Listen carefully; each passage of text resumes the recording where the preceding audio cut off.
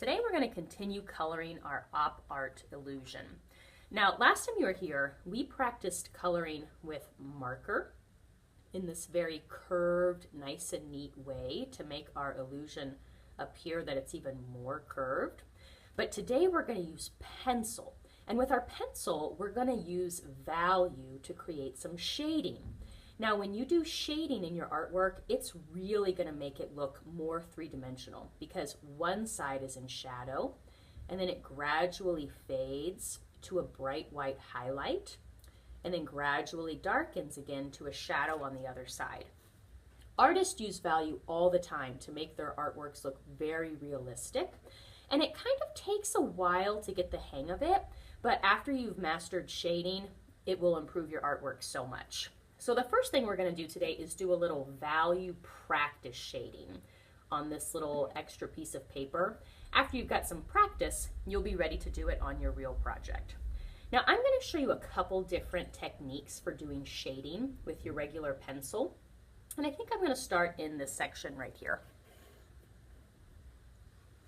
Okay, now the key is that on the sides of your shape, you want to press hard with your pencil.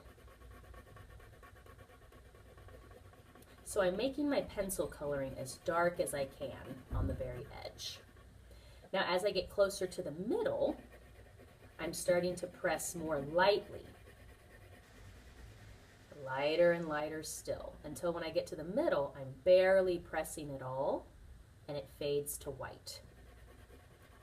And then I just keep on doing that all the way down. Hard, and then fade to light. Color hard, and then fade to light. Then you have to do the same thing on the other side.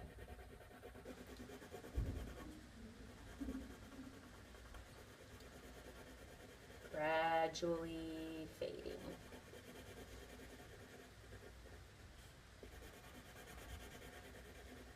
Gradually means just little bit by little bit. Starting dark and then little bit by little bit getting lighter.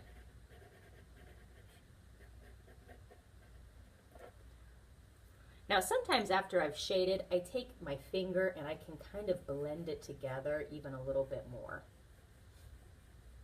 Try not to blend it outside of your shape because your dirty finger will get that pencil lead into your marker if you're not careful. And then if I need to, I can take my eraser and make sure that highlight down the middle stays bright white. Now I'm going to show you another way that people like to do it. Sometimes instead of moving your pencil, we'll call that vertically, and doing these long shading marks, sometimes people like to do it a little bit more like we did the marker coloring. So they're starting at the edge and curving their pencil marks this way.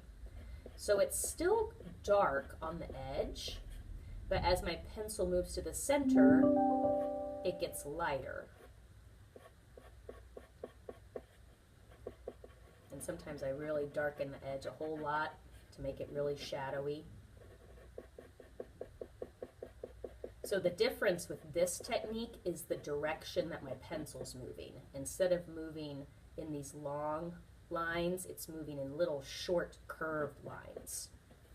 And then I'm going to turn my paper to make it easier on my wrist, and I can do it the other way. You can practice both techniques and decide which one you like better.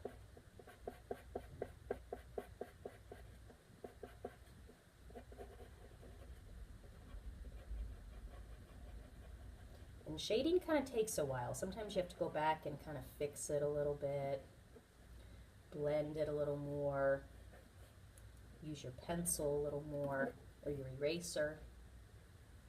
And actually, my favorite technique is a little bit of a combination of both.